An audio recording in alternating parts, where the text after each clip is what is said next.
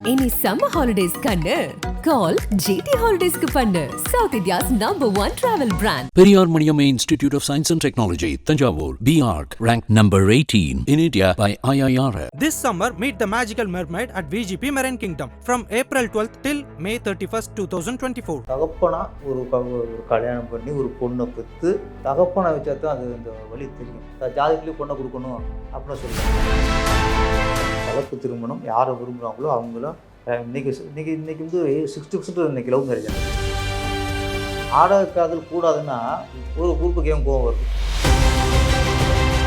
எம்ஜிஆர் காலத்துலேருந்து இது வரைக்கும் ஏதாவது ஒரு சினிமாவில் சாத்து பிச்சாருக்கு எதிராக படம் வந்திருக்கா? எதிராக எந்த படமும் வந்ததே கிடையாது. வந்ததே இல்லை, நீங்கள் பேசும்போது குறிப்பாக சமுதாயத்தை சீரழிப்பவன் படைப்பாளி அல்ல, சமுதாயத்தை சீர்திருத்துபவன்.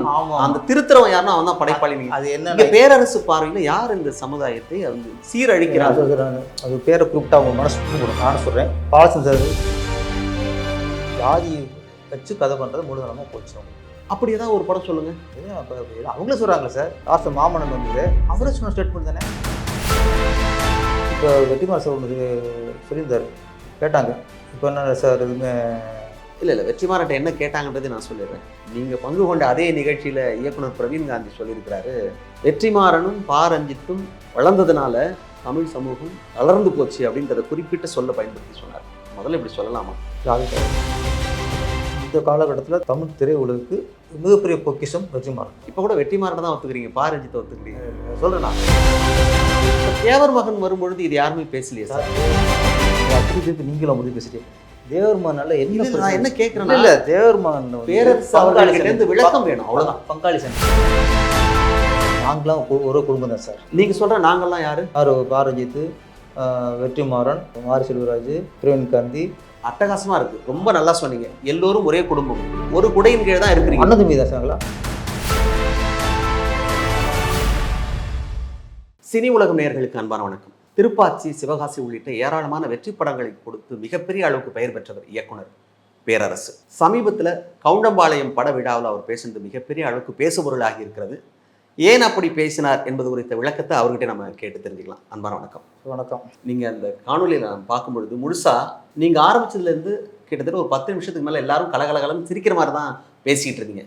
ஒரு கட்டத்தில் மிகப்பெரிய அளவுக்கு ஆவேசமாக பேசினீர்கள். குறிப்பாக நாடக காதல் அப்படின்னு சொன்னால் ஏன் உடனே அதில் சாதியை புகுத்துறீங்க?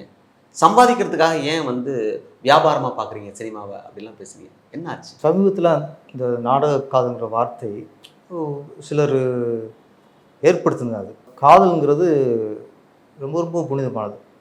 நிறைய பேர் புரியாமல் சொல்கிறாங்க, அவங்க காதல் இல்லையா, இவங்க காதல் இல்லையா, காதல்னா என்ன, நாடகமான்ட்டு. காதல் புனிதமானது. அதுதான் ஜாதி பார்க்காது, மதம் பார்க்காது, மொழி பார்க்காது, மனசு மட்டும் பார்க்கும். ஒரு பொண்ணை பிடிச்சி போச்சுன்னா எந்த அளவுக்கும் போய் லவ் பண்ணுவாங்க. காதல்ங்கிறது வரவேற்கக்கூடியது. அது கலப்பு திருமணங்கிறது ரொம்ப ரொம்ப வரவேற்கக்கூடியது. நாடக காதல்ங்கிறது எங்கே டேஞ்சர்னா, அதில் வந்து இந்த ஜாதி பொண்ணை காதலிக்கணும், கல்யாணம் பண்ணணும். ஒரு பணக்கார வசதியான பொண்ணை நம்ம காதலித்து கல்யாணம் பண்ணிட்டு நம்ம வசதியானவங்க ஆயிடணும் அப்படிங்கிறது அது வந்து காதல். அது வந்து ஒரு பிளான். அது காதல் மோசடி. ஆதாயத்துக்காக ஒரு பொண்ணை யூஸ் பண்ணக்கூடாது. இப்போ மீன் பிடிக்கிறதுக்காக நம்ம வந்து ஒரு மண்புல தூண்டில் மாற்றோம்ல, அது வந்து தூண்டில் போகிறதுல வந்து ஒரு ஒரு ஒரு உயிர் போயிடுது பாருங்க மண்புழு. அது மாதிரியே இங்கே மண்புழு மாதிரி இங்கே காதல் யூஸ் பண்ணுறாங்க. யார் இப்படி பண்ணுறாங்கன்னு நினைக்கிறீங்க? யார் இப்போ தப்பான நாடக கால ஆதரித்து யார் படம் எடுக்கிறாங்கன்றீங்க? நாடகம் ஆதரிச்சுங்களா எங்கன்னா சில ஒரு ஜாதி தலைவர் மேடையில் பேசுகிறாங்க. இப்போ அது வந்து ஒரு படத்தில் வந்த சீனுக்காக இது வரல. இப்போ சில சீன்னா நீங்கள் இந்த ஜாதி பொண்ணை கல்யாணம் பண்ணுங்க அப்படின்ட்டு ஒரு ஜாதி தலைவர்களே தன் ஜாதிக்காரர்களை தூண்டி விடுறது ஒரு நடந்த விஷயந்தான். அது நான் குறிப்பிட்ட சொல்ல எல்லாருக்கும் தெரிஞ்ச விஷயந்தான். அதில் அதை நம்புகிறாங்க பாருங்க தொண்டர்கள். அவங்க தொண்டர்கள் வந்து தலைவர் என்ன சொல்கிறாங்களோ அதை நம்புகிறாங்க, அதன்படி போகிறாங்க. அது சீரழிவுக்கு காரணம். ஏன்னா ஒரு தகப்பனாக ஒரு கல்யாணம் பண்ணி ஒரு பொண்ணை பெற்று என்ன ஒரு தகப்பனை வச்சா தான் அது இந்த வழி தெரியும் எல்லாருக்கும். ஆனால் ஜாதிக்குள்ளேயே பொண்ணை கொடுக்கணும் அப்படின்னு சொல்ல. கலப்பு திருமணம் யாரை விரும்புகிறாங்களோ அவங்களும் இன்னைக்கு வந்து 60% இன்னைக்கு லவ் மேரேஜ். அன்றைக்கி அதெல்லாம் வந்து தப்புன்னு சொல்ல முடியாது. காதல் நல்லதாக இருக்கணும், பிளான் பண்ணி ஒரு பொண்ணை வாழ்க்கை சீரழிக்கிறதா இருக்கக்கூடாது. அது எல்லாருமே உடன்படுறது தானே. நான் கேட்குறேன், திரை உலகத்தில் அதை யார் பயன்படுத்தி, அதை ஆயுதமாக பயன்படுத்தி யார் சீரழிக்கிறாங்கன்ற வார்த்தையை சொல்லியிருக்கீங்களா? யார் அதை பண்ணுறாங்கன்னு நினைக்கிறீங்க? இல்லை இப்போ நாடக காதல் கூடாதுன்னா ஒரு குரூப்புக்கு ஏன் கோவம் வருது? எனக்கு அதான் கஷ்டம். நான் சொல்ல நல்ல விஷயம் தானே. நீங்கள் லவ் பண்ணுங்க, கல்யாணம் பண்ணுங்க, ஓகே, உங்களுக்கு பிடிச்சவங்க லவ் பண்ணுங்க, ஓகே. நான் ஒன்று சொல்ல, பொதுவாக நீங்களும் அதை சொல்லுவீங்க. ஆனால் பிளான் பண்ணி ஒரு பொண்ணை இப்போ சில லவ் பண்ணுவாங்க சார். அவங்களுக்கு பொண்ணை வந்து தம் பக்கம் திருப்பு இருக்கும், தன்னை தாம் கவனிக்கப்படணும், நம்ம பொண்ணை லவ் பண்ணுங்க தெரியப்படுத்துங்கிறதுக்கெல்லாம் சில விஷயம் பண்ணுவாங்க. எல்லாருமே அப்படியே டக்குன்னு பொண்ணு புரிஞ்சிக்காது. அப்போ பொண்ணு புரிஞ்சுக்கிறதுக்காக சில வேலை பண்ணுவாங்க. அது அது வந்து பிளான் ஆகிடாது. அது முயற்சி. ஒரு பொண்ணை அடையிறதுக்கு, லவ் பண்ண வைக்கிறதுக்கு முயற்சி பண்ணுறது வேறு, பிளான் பண்ணி அவன் பொண்ணை ஏமாற்றி லவ் பண்ண பண்ணுறது வேறு. ஏன்னா இவங்க ஒரு ஒரிஜினல் கேரக்டரை மறைச்சிடலாம். அந்த தப்பை யாருமே ஏற்றுக்க கூடாது. அதான் உண்மையும் கூட. நான் என்ன கேட்குறேன்னா, சினிமாவில் வந்து அந்த மாதிரி சாதிய ரீதியிலான விஷயங்கள் புகுத்தப்படுது அப்படின்னா யார் புகுத்துறாங்கன்னு நினைக்கிறீங்க? ஏதாவது ஒரு படைப்பு சொல்லுங்க பார்க்கலாம். படைப்புங்கிறது நம்ம குறிப்பிட சொல்ல முடியாது. ஆனால் இப்போ நான் பேச வந்தது, நான் அந்த கவுண்டம்பாளையம் படம் அது நாடகம் எதிரானது. அப்போ அவங்க கதை வச்சுருக்காங்க, இந்த மாதிரி பொண்ணை ஏமாற்றி சீரழிச்சிட்டாங்க அப்படின்ட்டு. அப்போ அதுக்கு சப்போர்ட் பண்ணுறது தான் நம்ம வேலை. நம்ம வேலைன்னா நம்ம உணர்வு.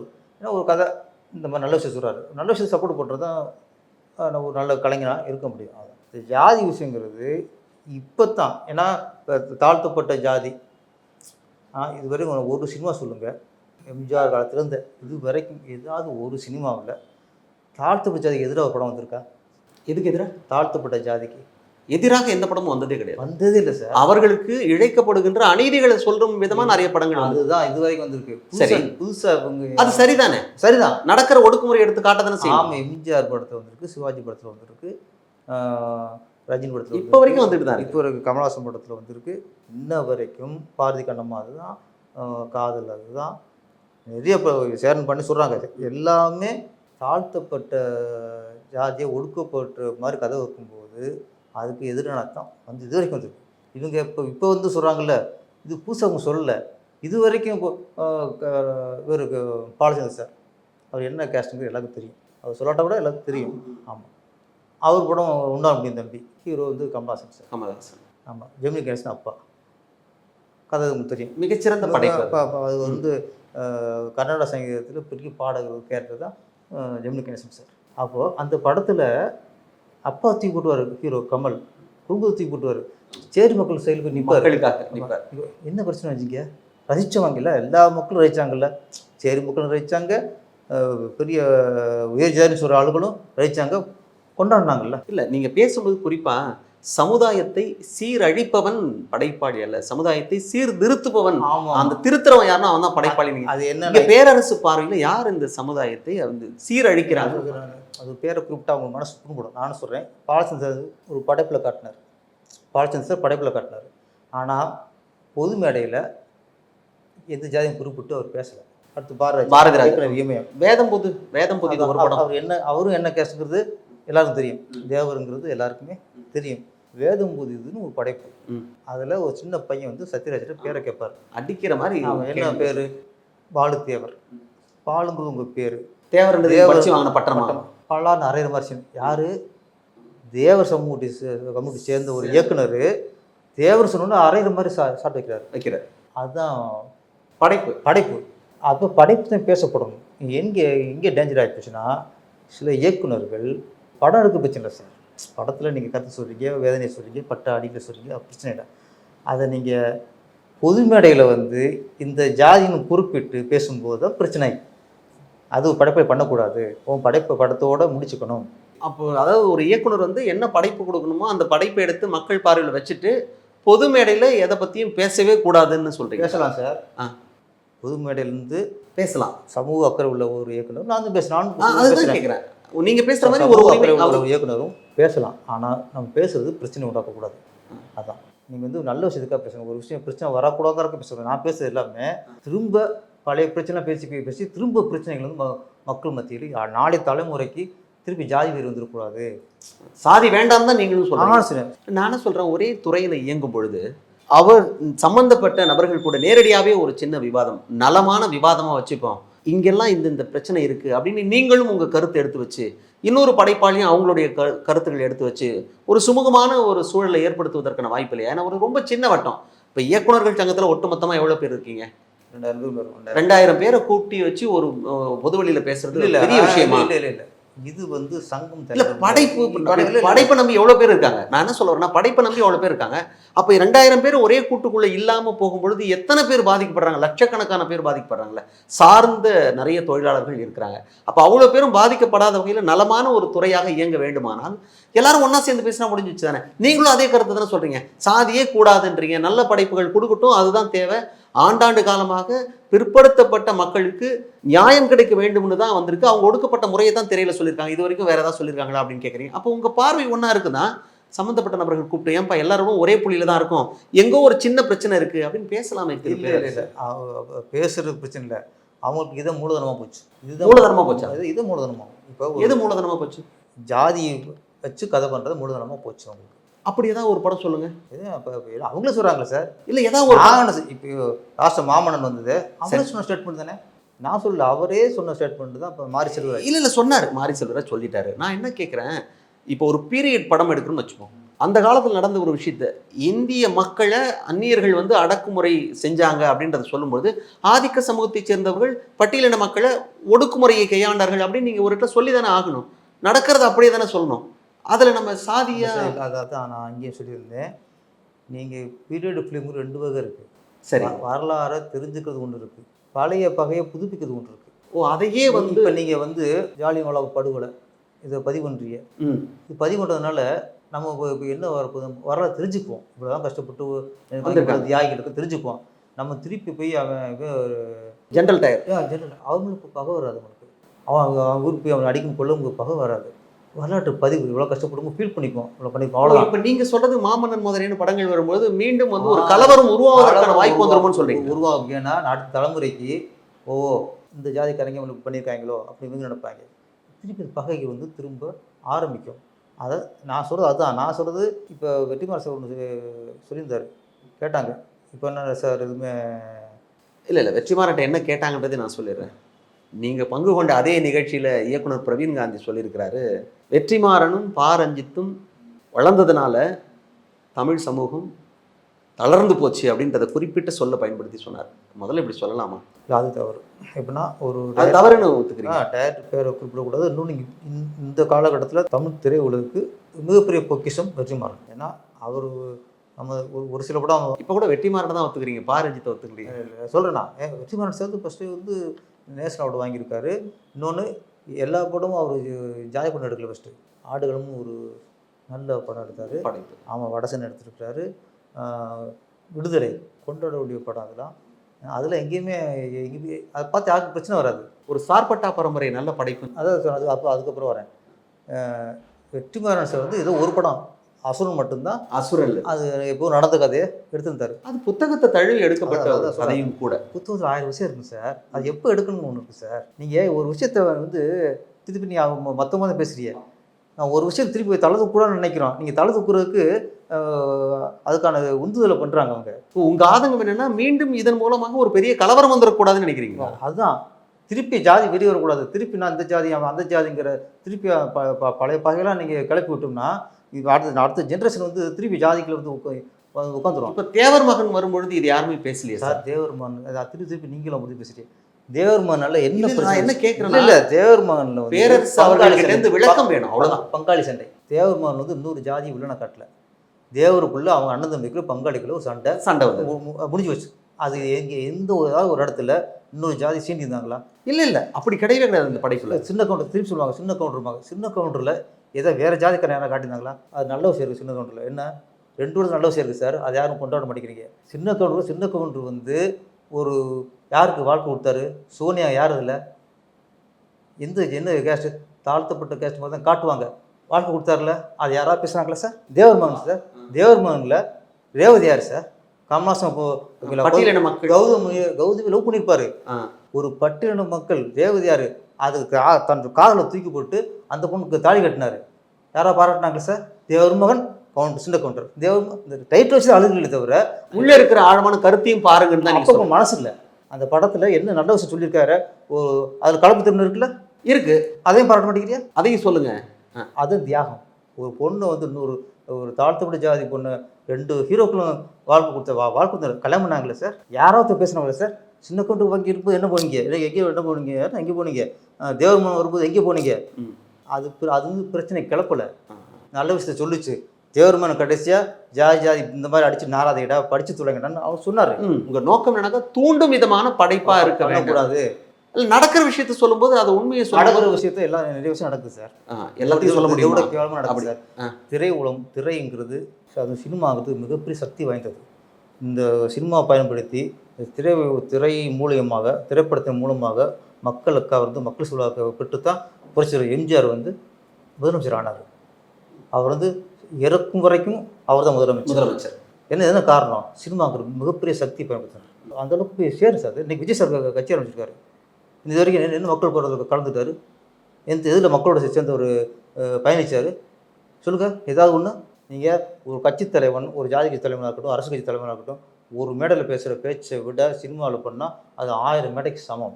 இல்லை, பேரரசு பேசுகிறதுல நான் முக்கியமான ஒரு நோக்கத்தை பார்க்குறேன். அதாவது படைப்பு வந்து அற்புதமான ஒரு ஆயுதம், அதை வந்து யாரும் ஆயுதம் கையில் எடுக்காத அளவுக்கான படைப்பாக இருக்கணும்னு நீங்கள் சொல்கிறீங்க. எனக்கு புரியுது. எனக்கு அதில் ஒரே ஒரு தெளிவு மட்டும் என்ன தேவைப்படுது அப்படின்னா, அசுரன் படத்தை தவிர மற்றது எல்லாமே எனக்கு ரொம்ப ரொம்ப பிடிச்ச படம் வெற்றிமாறன் படைப்பில். அதில் மட்டும் எனக்கு கொஞ்சம் சின்ன நெருடல் இருக்குன்னு நீங்கள் சொன்னீங்க. ஆனால் அசுரன் படம் ஆகச்சிறந்த அளவு கொண்டாடப்பட்ட படமும் கூடன்றதை நம்ம ஒத்துக்கணும். இன்னொன்று, அந்த படம் வெளிவந்த பிறகு எங்கேயோ ஒரு சலசலப்பு நடந்ததை நம்ம பார்க்கவே இல்லையே. இப்படி சொல்லுவார் சார். ஸ்ட்ரெயிட்டாக கேட்டுறேன். பரியேறும் பெருமாள் படம் எடுத்தார். ஆமாம், மாரி செல்வராஜ் எடுத்தார். ஏதோ பிரச்சனை வந்துச்சா? எதுவும் பிரச்சனை வரல. ஓகே. ஆனால் அதுக்குள்ளே இருக்கிற விஷயம் நிறைய, அது ஜாதி தான், சாதி தான். ஒரு அவங்க சொல்கிற மாதிரி என்னது சொல்லுவாங்க, ஆண்ட பரம்பரையா? ஆமாம், அவங்க ஆதிக்க சாதியினர் அதை சொல்லுவாங்க, ஆதிக்க ஜாதி ஆண்ட பரம்பரை இருப்பாங்க. அங்கே ஒரு பொண்ணை லவ் பண்ணனால ஒருத்தர் எப்படி சீரழிஞ்சான், தாழ்த்தப்பட்ட ஜாதிக்காரன் எப்படி சீரழிஞ்சான், அதான் கதை. எங்கேயாவது பிரச்சனை வச்சா சார்? இல்லை, அதில் சீரழிச்சதா கிடையவே கிடையாது. ரொம்ப நாகரிகமான ஒரு காதல் ஒன்று உள்ளே இருக்கும். இல்லை, சீரழிச்சானா அவனை சீரழிச்சாங்களே. அவர் ஆமாம் ஆமாம், அவர் ஆதிக்க ஜாதின்னு சொல்கிறவங்க அவனை வில்லனா காட்டினீங்க, கொடூரமான ஆளாக காட்டினீங்க. அவன் ஒரு முன்னே லவ் பண்ணுறான், ஜாதி தன்னோட ஜாதி பொண்ணை லவ் பண்ண ஒரே கருத்துக்காக ஒரு ஹீரோவை அடிச்சு எந்த அளவுக்கு பாதிக்கப்பட்டாங்களே. ஓகே, அது நடக்குது. ஏதாவது பிரச்சனை வச்சா சார்? பிரச்சனை வரல. ஓகே, அந்த படம் கொண்டாடப்பட்ட படம். அடுத்து நான் ஒன்று சொல்லுங்க, சில விஷயத்தை நான் வந்து தெளிவுபடுத்துறேன். சொல்லுங்க. பிரச்சனை வச்சா? பிரச்சனை வரல. கர்ணன் யார் பண்ணா? மாரி செல்வராஜ் பண்ணாரு. அந்த படம் ரிலீஸ் ஆச்சு சார். ஆமாம், நல்லா ஓடிச்சுல சார்? நல்லா ஓடிச்சு. ஓகே, ஏதாவது பிரச்சனை வச்சா சார்? எதுவும் பிரச்சனை வரல. இந்த மாதிரி நீங்கள் ஜாதி டேரக்டர் இப்படி யாராவது விமர்சனம் பண்ணாங்களா? நான் உட்பட விமர்சனம் பண்ணோமா? இல்லை இல்லை இல்லை சார், இல்லை. அடுத்து அசுரன் படம் வந்துச்சு சார். வெற்றிமாறனுடைய படைப்பு படம் மிகப்பெரிய படைப்பு. 2 முறை நான் பார்த்துருக்கேன் சார். அவ்வளவு ஒரு அட்டகாசமான படைப்பு. இயக்குனரோட முழு திறமை அப்படியே வெளிப்படுத்திட்டார். எங்கே பிரச்சனை வச்சு சார்? வரல. இல்லை, அதான் நானும் குறிப்பிட்ட. தொடர்ந்து இவர் அட்டகத்தி பண்ணார். ஃபஸ்ட்டு ஏதாவது பிரச்சனை வச்சா? எதுவும் இல்லை. இல்லை. காலா பண்ணார், பிரச்சனை வச்சா? இல்லை. எங்கே பிரச்சனை வச்சு நான் சொல்கிறேன். மாமன்னன் பண்ணார்ல சார். மாமன்னன் பண்ணிவிட்டு ஆடியோ ரிலீஸில் எதை பற்றி இப்போ படத்தை மட்டும் பேசிட்டு அதை ரிலீஸ் பண்ணியிருந்தா பிரச்சனை வந்திருக்காது. ஓகே, நான் என்ன சொன்னால், படைப்பை நீங்கள் பொதுவாக பேசும்போது, அன்றைக்கி ஆடியோ ரிலீஸ் பேசும்போது தேவர்மோகன் படத்தில் கதாநாயகன் கமல்ஹாசன் உட்காந்துருக்காரு. நீ என்ன பேசுகிற? அன்றைக்கி என்ன பேசுகிறாங்க? நான் தேவர்மோகன் வந்து எனக்கு ரொம்ப பாதிச்சிருச்சு, அந்த பாட்டு பாதிச்சு, அது பாதிச்சு, இது பாதிச்சு. அப்போ கமல்ஹாசனை குற்றவாளியாக அன்றைக்கி சொல்கிறாரு. சொல்லிட்டு என்ன சொல்கிறாரு, அந்த தேவர் கூட்டத்தில் குடும்பத்தில் எங்கள் அப்பா இருந்தால் எப்படி இருக்கும் அப்படின்ட்டு, நீ அங்கே தேவர் சமூகத்தை நீ வில்லனா சித்தரிச்சிட்டிய. அன்னைக்கு பொது மேடையில் படைப்பு வேற, பொது மேடை வேற. நீ பொது மேடையில் வந்து தேவர் சமூகத்தை வந்து ஒரு வில்லன் கும்பலாக நீங்கள் சித்தரிச்சிட்டீங்க. அதுக்கப்புறம் படம் ரிலீஸ் ஆகும்போது தான் முதல் முறையாக இங்கே பிரச்சனைகள். இவங்க வந்து ஜாதி பிரச்சனை தூண்டுறாங்க, இவங்க வளர்ந்தால் நாளைக்கு சமூகத்தில் ஜாதி பிரச்சனைகள் அதிகரிக்குங்கிற எண்ணம் நோக்கமில்ல மக்களுக்கு அப்போ தான் புரிய ஆரம்பித்தது. அந்த பயம்தான் எனக்கு மட்டும் இல்லை, பலருக்கு வெளிப்பாடுங்கிறது அந்த பயம்தான். நீங்கள் ஏன் பொது மேடையில் வந்து ஒரு சமூகத்தை குறிப்பிட்டு இழிவுபடுத்தினீங்க? வழி 1000 இருக்கலாம், இன்னும் அது வழி இருந்து அவர் பொய் சொல்கிறான்னு நாங்கள் சொல்லலை அது. ஆனால் ஒரு இயக்குனர்னு பொதுவான ஆகிறான், சமூகத்தில் பொதுவான ஆகிறான். ஒரு பாரதி சொன்னார்ல என் பிரச்சனை இல்லை, ஒரு பாலச்சந்தர் சொன்னார்ல என் பிரச்சனை இல்லை, குரத்தி மகன் படம் எடுத்தாங்கல்ல என் பிரச்சனை இல்லை, பாரதி கண்ணமான்னு ஒரு சேரன்ல என் பிரச்சனை இல்லை. இப்போ ஏன் பிரச்சனை வருது? பொது மேடையில் நீங்கள் ஒரு ஜாதியை குறிப்பிட்டு சொன்னால் பிரச்சனை வரும். ஏன் தப்பு பண்ணீங்க? அதான் என் கேள்வி. இப்போ இத்தனை பேர் இருக்கிற கூட்டத்தில் ஒரு படைப்பை பண்ணிட்டு அந்த இடத்துல பொது மேடையில் வந்து மாரி செல்வராஜ் பேசும்போது ஒரு குறிப்பிட்ட சாதியை பேசும்போது வலிக்கத்தானே செய்யுது அப்படின்னும் போது நான் என்ன கேட்குறேன்னா, இதற்கு முன்பு ஆகச்சிறந்த படைப்பாளர்களாக இங்கே வலம் வந்த பாரதி ராஜாவோ பாக்கியராஜோ படத்தோடு நிறுத்திட்டாங்க. பாலச்சந்தர் இந்த பக்கம் பாரதி ராஜா எல்லாருமே அந்த படைப்போடு நிறுத்திட்டு பொது மேடையிலேயே ஆரோக்கியப்படும் காயப்படுத்தி பேசாமல் இருந்திருக்காங்க. அந்த மாதிரியே பண்ணணும். நீங்கள் பொது வழியில் பேசுறது மிகப்பெரிய அளவுக்கு காயமாக இருக்குது. இனி வரும் காலங்களில் அந்த மாதிரியான செயல்கள் மட்டும் தவிர்த்து நேரடியாக பேசும்போது அங்கே நட்பு வளர செய்யும். இன்னொன்று சாதிய ரீதியான அதுக்கு அவங்க ஒத்துக்கோங்க சார். நீங்கள் பேசி பாருங்க. ஓகே, மீடியாவுக்கு நீங்கள் இது ரெடி பண்ணுங்க, பேசுவோம். இல்லை நான் என்ன கேட்குறேன், நீங்கள் ஒரு வட்டத்துக்குள்ள இருக்கீங்க. அதான் நான் இல்லை நீங்கள் முயற்சி பண்ணுவோம். நான் சொல்கிறது புரியுதா? புரியுது. நீங்கள் நேரடியாக நீங்கள் கூப்பிட்டு மறுத்தா அது செய்தி, அது வேற விஷயம். நீங்கள் முயற்சியே பண்ணாமல் இருக்கும்போது என்னுடைய வழியை நான் சொல்கிறதுக்கு என்ன தப்புன்னு நினைக்கலாம். ஆனால் நீங்கள் என்கிட்ட எடுத்து சொன்னீங்கல்ல அந்த விஷயத்த, இவங்கெல்லாம் படைப்போடு நிறுத்திட்டாங்க. மீடியா மூலியமாக இப்போ நான் பேசுகிறேன். மீடியா மூலியமாகவே நான் பேசுகிறேன். மக்கள் பார்த்துட்டு பார்க்கட்டும், அவங்களும் கேட்பாங்க. நான் கேட்டது ஒன்றே ஒன்று தான். இந்த வருஷம் இத்தனை படம் எடுத்தீங்க, பிரச்சனை வரல. இதே கதை தான். நீங்கள் காயப்பட்டிருக்கீங்கன்றது ஒரு இடத்துல சொல்லும் போது தானே அதுக்கான தீர்வா என்னன்னு. நாங்கள் இப்போ இல்லை, நீங்கள் எந்த ஜாதி சொன்னாலும் அதான் யாராக இருந்தாலும் நீங்கள் சொல்றது யாராக இருந்தாலும் காயப்படக்கூடாது. அப்போ நோக்கம் சரியா இருக்கு, கொண்டு போய் சேர்த்துருங்க. பாரஞ்சித்துக்கோ இல்லை மாரி செல்வராஜ் இவருக்கு மட்டும் சொல்ல சார், மற்ற இயக்குனருக்கும் சொல்கிறேன். ஒரு குறிப்பிட்டு இவங்க இந்த ஜாதிக்காரங்க அப்படின்னு ஒரு அடையாளத்தை வைக்காதீங்க, குறியீடு வைக்காதீங்க. காதல் படம் வந்துச்சு, அது ஆண்ட பரம்பரை ஆதிக்க பரம்பரை அதுதான் அவர் காட்டுவாங்க. விஷயம் தெரியும் நம்மளுக்கு. ஓகே, இவங்க தேவரை சொல்கிறாங்களோ, இல்லை வன்னியரை சொல்கிறாங்களோ, இல்லை கவுண்டர் சொல்கிறாங்களோ அப்படின்னு பல தோணும். ஆனால் அது ஆதிக்க ஜாதி தான் அது. ஆனால் இங்கே பிரச்சனை வரல. ஏன்னா நம்ம உணர முடியும். நீங்கள் உணர்த்துங்கள், பெரிய மேல் ஜாதி அதனால் இந்த கீழ் ஜாதி வந்து அவஸ்தைப்படுறான், காயப்பட்டான் அப்படிங்கிறத நீங்கள் உணர்த்துங்க. உங்கள் வழியை நீங்கள் வெளிப்படுத்துங்க. ஆனால் இன்னொருத்தர் வழியை கொடுத்துடாதீங்க. இல்லை, நீங்கள் இந்த நோக்கம் எனக்கு புரியுது. நான் சரின்னு கூட நான் இந்த இடத்துல ஒத்துக்கிறேன். ஏன்னா யாருக்கும் வழியை கொடுக்கூடாதுன்றது யாராக செஞ்சாலும், யாருக்கு வழி கொடுத்தாலும் தப்பு தான், அது சரி. ஆனால் மாரி செல்வராஜ் பேசுறது நீங்கள் குறிப்பிட்டு இப்போ சொன்னீங்க, அது உண்மை சரி. அது சரி செய்யப்பட வேண்டிய தேவை இருக்கிறது. நீங்கள் பங்கு கொண்ட அதே நிகழ்ச்சியில் இயக்குனர் பிரவீன் காந்தி பேசுகிறாரு, வெற்றிமாறனும் பாரஞ்சித்தனும் வளர்ந்த பிறகு தமிழ் சினிமா தளர்ந்து போயிட்டுன்னு நீங்கள் பேசியிருக்கலாமே சார் அன்னைக்கா? ஆமாம், இல்லை அன்னைக்கு எனக்கு இது இப்படி விசுறுக்கு தெரியல எனக்கு அன்னைக்கு. ஆனால் மனசு பட்டுச்சு. டைரக்ட் குறிப்பிட்டு பேர் சொல்லக்கூடாதுங்கிறது மனசுக்கு பட்டுச்சு. சக படைப்பாளியை நீங்கள் சொல்லுங்க. ஆமாம், அது நாங்கள் குடும்பம் இப்போ சொல்கிறேன் சார். நாங்களாம் ஒரு குடும்பம் தான் சார். இப்போ என்னென்னா சில நீங்கள் சொல்கிற நாங்கள்லாம் யார்? பாரஞ்சித்து, வெற்றிமாறன், மாரி செல்வராஜ், ஒரு பிரவீன் காந்தி. அட்டகாசமாக இருக்குது, ரொம்ப நல்லா சொன்னீங்க. எல்லோரும் ஒரே குடும்பம், ஒரு குடையின் கீழே தான் இருக்கிறீங்க. அண்ணன் தம்பி தான் சாங்களா? அதுக்கப்புறம் தான் ஏன் அந்த சலசலப்புன்றது? அதுக்கு என்ன, அதில் பிரவீன் காந்தி சேர்ந்து பேரை குறிப்பிட்டது தவறு தான். இது சம்பந்தமா நீங்க பிரவீன் காந்தி கிட்டையும் பேச வேண்டிய தேவை இருக்கு. நான் எப்படி மாரி செல்வராஜ் கிட்ட நீங்க பேசியிருக்கலாமே, அந்த காயத்தை குறைத்திருக்கலாமேன்னு சொல்றோமோ, அதே மாதிரி பிரவீன் காந்தி இயக்குனர் அவர்கிட்டயும் நீங்க பேசியிருந்தா அது சமமாக பார்க்க. அப்படி தொலைபேசியில் பேசின அப்புறம் அதன் பிறகு அதை வச்சுதான் செய்தியாளர்கள் கேட்குறாங்க கேள்வி. வெற்றிமாறன் கிட்ட சாதியை பத்தி, சாதி இருக்குதானே செய்தி, தமிழ்நாட்டில் இருக்கா, இந்தியா முழுக்க இருக்கேன்றாரு. திரும்ப கேட்கும்போது ஆமாம் தமிழ்நாட்டிலையும் பல சம்பவங்கள் நடக்குதானே செய்யுது. என்ன சொல்றாரு, அதை வர அங்கெங்கே அப்படின்னாரு. ஆமாம், அதான் எல்லா இடத்துலையும் நடந்த விஷயம் இப்போ அங்கங்கே நடக்குது. ஓகேண்ணா, திருப்பி அங்கங்கே நடக்கிற விஷயத்த திருப்பி எல்லா இடத்துக்கும் நடக்க வச்சிடாதுங்கிறது என்னோட வேண்டுதல். எங்கேயுமே நடக்கக்கூடாதுங்கிறது. அதான் இப்போ அங்கங்கே நடக்கிறது உண்மைதான். வெற்றிமாறன் சொல்கிறது அவங்க மொத்தமாக ஜாதி ஒழிஞ்சுன்னு சொல்ல முடியாது சார். ஜாதி பிரச்சனைகளை ஒழிஞ்சு சொல்ல முடியாது. அவர் சொல்கிறது அங்கங்கே இருக்கத்தானே செய்யுது. இதான் அவர் சொன்னது வார்த்தை. நான் அதை சொல்கிறேன், அங்கங்கே இருக்கத்தான் செய்யுது, உண்மைதான் சார். அது திருப்பி எங்கேயும் இருக்கும், எல்லா இடத்துக்கும் இருக்க மாதிரி வச்சிடாதீங்க சார். வச்சிடா அவர் சொல்ல, திருப்பி திரைப்படம் வந்து அதுக்கு ஒரு காரணம் ஆகிடக்கூடாது. பல ஆண்டுகளாக இதே துறையில் பயணிச்சுட்டு இருக்கீங்க, ஆகச்சிறந்த படைப்புகள் கொடுத்துருக்கீங்க. இன்றைக்கும் உங்கள் பேர் சொன்னால் இயக்குனராக மட்டும் இல்லாமல் பாடலாசிரியர் என்கிற அடையாளமும் உங்களுக்கு இருக்குது.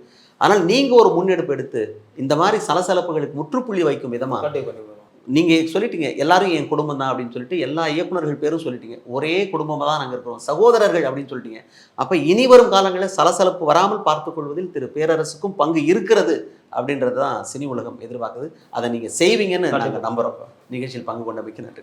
மீண்டும் ஒரு நிகழ்ச்சியில் சந்திக்கலாம் நேயர்களே. வணக்கம். இனி சம்மர் ஹாலிடேஸ் கண்ணு கால் GT ஹாலிடேஸ்க்கு பண்ணு. South India's #1 travel brand. Periyar Maniamma Institute of Science and Technology, Tanjavur, BARC, ranked number 18 in India by IIR. This summer, meet the magical mermaid at VGP Marine Kingdom from April 12th till May 31st, 2024.